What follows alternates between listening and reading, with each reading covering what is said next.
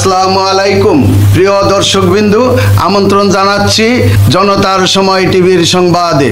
শুরুতেই থাকছে দেশের সংবাদ শিরোনাম। ইশরাক সমর্থকদের লং মার্চ কর্মসূচিতে পুলিশের বাধা। ঢাকা দক্ষিণ সিটি কর্পোরেশনের ডিএসসি মেয়র হিসেবে বিএনপির নেতা ইশরাক হোসেনকে দায়িত্ব দেওয়ার দাবিতে সচিবালয় অভিমুখে লং মার্চ কর্মসূচিতে পুলিশি বাধার মুখে পড়েছে তার সমর্থকেরা। শনিবার 11:30টার দিকে ডিএসসি ভবনের সামনে থেকে লং মার্চ শুরু হয়। মিছিলটি গুলিস্তান মাজার, 0 পয়েন্ট, পল্টন হয়ে প্রেস ক্লাবের সামনে দিয়ে সচিবালয়ের দিকে অগ্রসর হলে পুলিশ এতে বাধা দেয়। বাধা পেয়ে মিছিলটি নগর ভবনের সামনে ফিরে আসে। বিক্ষোভকারীরা শপথ নিয়ে তালবাহানা চলবে না, অবিলম্বে ইশরাক হোসেনের শপথ চাই, জনতার মেয়র ইশরাক ভাই, অন্য কোনো মেয়র নাই, এমন স্লোগান দেন।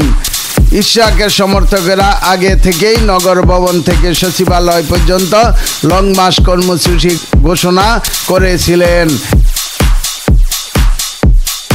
এর অংশ হিসাবে সকালে নগর ভবন অবরুদ্ধ করে তৃতীয় দিনের মতো বিক্ষোভ অবস্থান কর্মসূচি পালন করেন তারা। পরে নগর ভবন থেকে লং মার্চ শুরু হয়।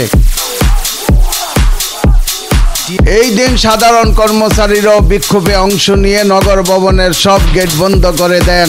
এতে ঢাকা দক্ষিণ সিটি কর্পোরেশনের প্রধান কার্যালয় অচল হয়ে পড়ে। ফলে কোনো সেবা প্রার্থী বা কর্মকর্তা ভবনে প্রবেশ করতে পারেনি।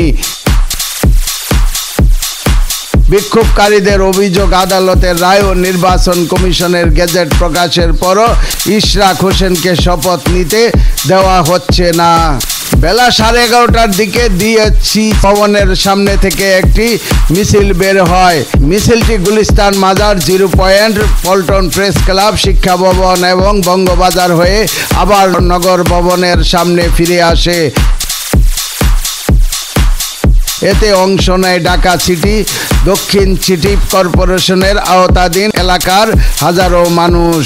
প্রসঙ্গত 2020 সালের 1 ফেব্রুয়ারি অনুষ্ঠিত ঢাকা দক্ষিণ সিটি কর্পোরেশনের নির্বাচনে বিএনপির ইশরাক হোসেনকে হারিয়ে আওয়ামী লীগের শেখ ফজলে নূর তাপস মেয়র নির্বাচিত হন।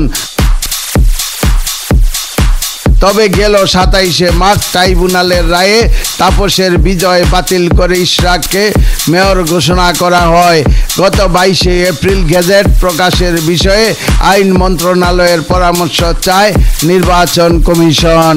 প্রিয় দর্শকবৃন্দু, আজকের প্রতিবেদন এই পর্যন্তই শেষ করছি। এখানেই পরবর্তী সংবাদ পেতে জনতার সময় টিভির সাথেই থাকুন। আল্লাহ হাফেজ।